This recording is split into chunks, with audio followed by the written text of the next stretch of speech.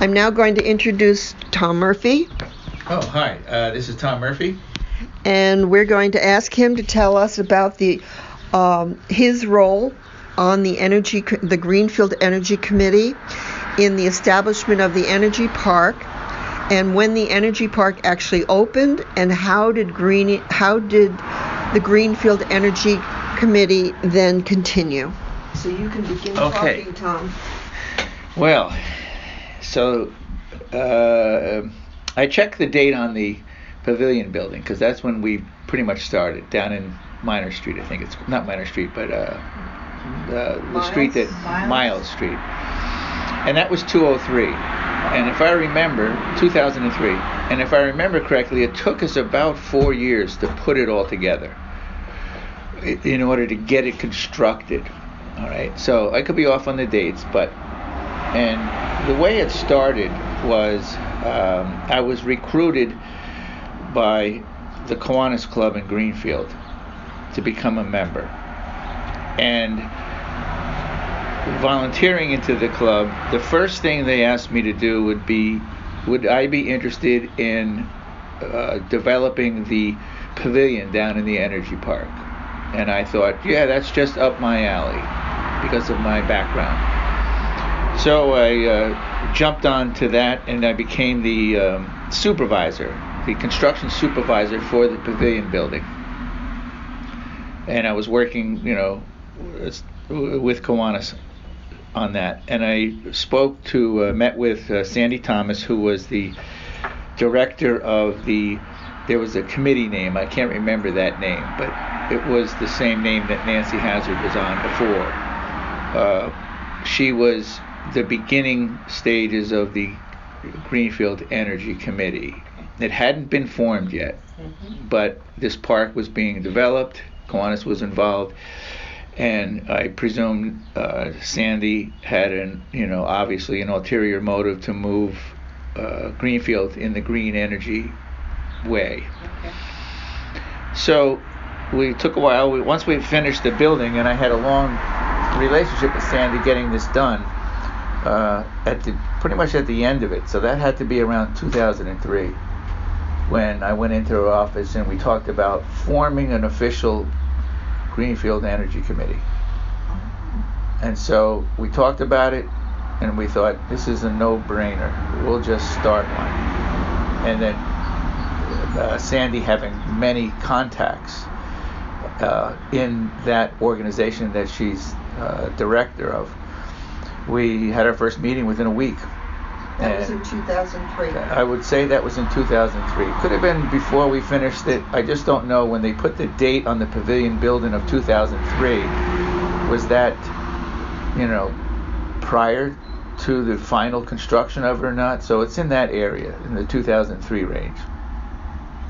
So we had our first meeting, and our motive was to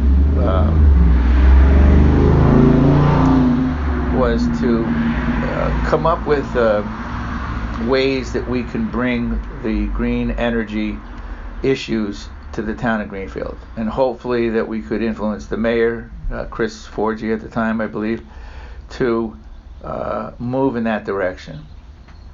My focus, and Sandy's, I think Sandy's focus, but I won't speak for her, my focus was not only to be sensitive to the climate issues, but also to bring, believe it or not, green employment to Greenfield. So that was my motivation. Yeah, go ahead. Can you tell me who was part of that committee at the very beginning? Oh, heck. I think Carol, you might have been. I want to say you guys go back pretty far. I can't remember, to be honest with you. I don't remember, and I do remember meeting on the third floor. Yes, on the third floor of Sandy's building. Yeah. Yep. And that's where we had our meetings. Yeah.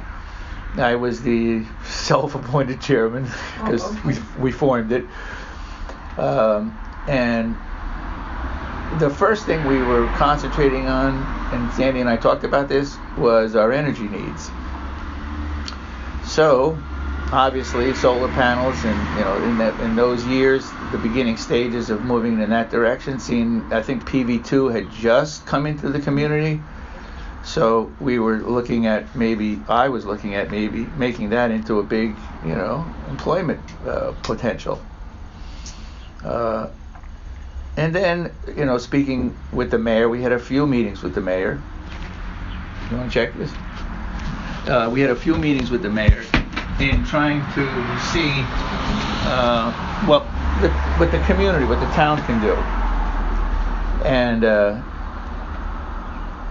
I think that's, and we had a few meetings, and I think we had a couple of guest speakers. I forget now who they were, but it was a pretty interesting committee. I think that was for about, I want to say 5 years maybe. And now, was this committee part of the town structure, or was it a strictly volunteer committee? It was a strictly volunteer committee, and Chris Forgy agreed that we would be advisors. We could advise the mayor on, the things that we were working on and motivating the town to move more in a green way. Greening all the municipal buildings, that kind of thing. Maybe that was in Chris Forgy's mind, don't know, but this was early in those years, so I'm not sure. I mean, at least Sandy and I realized that there's a lot of potential here. Not a lot is happening. So we thought we would push it along. So yeah. you had goals? Yes. What were some of the things you accomplished? Well, I have to say, probably not a whole heck of a lot, except the town eventually aggregated.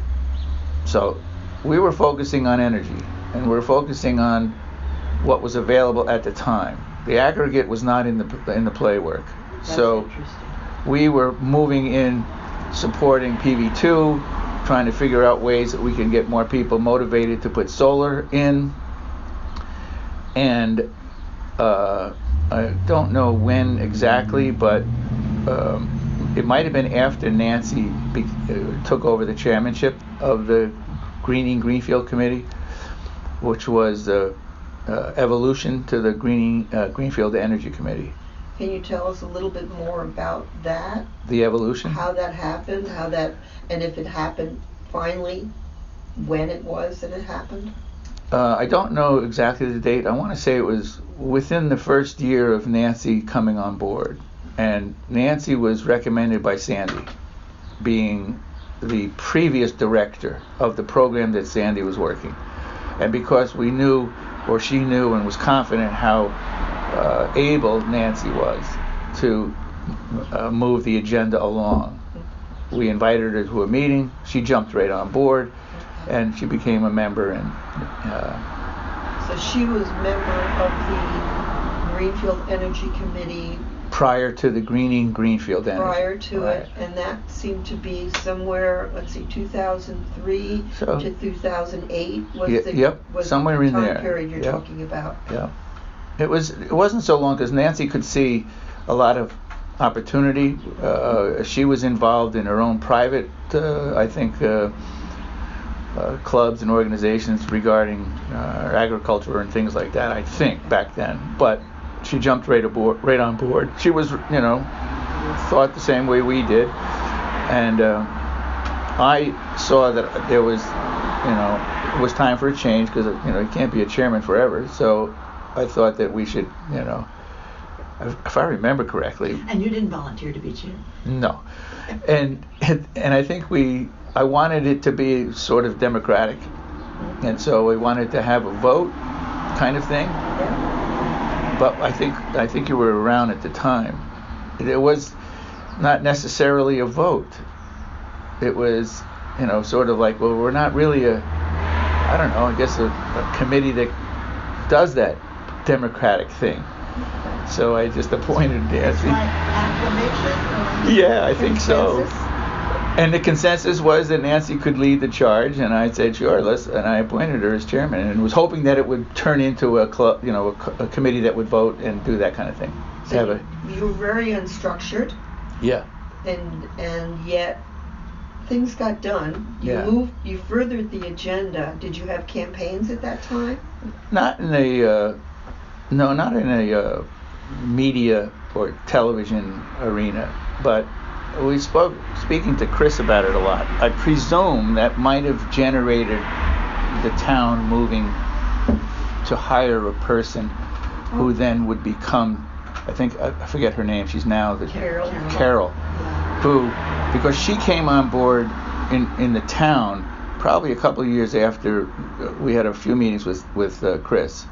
We did get if I remember correctly, she came on board because we were the first green community in the state, and with that grant, we funded that position. Okay. Carol Collins. Yep. Yeah. So is that something that the Greenfield Energy Committee accomplished? Writing the grant and... Yes, we did. I think we did a lot for applying. Yeah, I think Sandy was involved in it. So you accomplished getting an energy director in the town government. Well, I would say that it was, I wouldn't say we were the ones that, it became an idea that was just, it had to be done. It's a town position. Yeah. And the mayor saw its value and created it. Okay. And one of the big things, and one of the things that kept me from maintaining with our committee there, the committee, is because once the aggregate came into the picture, then that it changed everything in my concerns about electricity, energy, because that is the biggest issue. Has everything to do with climate change. And yes, we can go after coal and oil, we can go after all the other things, but electricity was the key component for servicing the community. It goes back to the Roosevelt days, Franklin Roosevelt going after the electric conglomerates in a matter of trying to get the community to be theoretically the supplier of utility. Can I ask you personally what you brought to the position? Do you have expertise in any of this? Or? Not really, no. I was just, read a lot. Not an engineer or anything of that sort? Well, I'm a property insurance adjuster. So I'm involved in construction and advising and troubleshooting industrial, commercial, residential property restorations and things. So energy is a big issue, supplying temporary electric, doing all that. So it sort of fits in. I had some knowledge in that sense. I see. But I'm politically in that direction where, yes, I believe in a democracy in a true sense where the people do have the say, and so I figured that the people should have a say on where their energy is coming from. And that was the managing to have the town come together and do an aggregation. Right. Which... Well, I think what Carol Collins, yes, she brought to the table her expertise in the aggregating piece. There was only, at the time, I think, 3 communities in the state of Mass. I was going to say, it seems only like it's catching on now. That's right. I'm new to Massachusetts, but you were really pioneers. Yeah, and they were in the Boston area where the aggregate was being discussed in their local town politics. So I think Carol probably was familiar with that and brought that to the table, because once we aggregate, that's my opinion, the first step in having some kind of control over our energy, our electrical energy to the community, and having some kind of control, or I don't want to say control, but just have some sort of influence. Yeah, influence on the cost of that energy, because that is we're a rural, relatively, I don't want to say impoverished, but our county is the most rural county in the state of Mass, and so our income levels are, not high compared to the rest of the communities out there, and so the cost of electric is expensive, and it would, affect our development, our economic development. Under your leadership of the Greenfield Energy Committee, let me see if I have this correct. You picked up, having been involved in the development of the energy park, building through Kiwanis, gathering volunteers to build the station and establish that park. And then you were in communication with the mayor a great deal, and that led to the employment of an energy director for the town. So there were conversations going back and forth between the energy committee and the administration of the town. I would say that's a fair and description. I guess I'd like to know what the committee's engagement. You said you're very interested in democracy. What was your engagement with the people of the town in terms of informing them what your agenda might have been and what your goals were? My impression with Chris Forgy, the mayor, was she was very positive about it. And I mean, it's almost a common sense thing. Mm-hmm. I can understand the difficulty in trying to bring businesses to the community to manufacture, let's say solar panels or whatever the industry is going, whatever direction they take.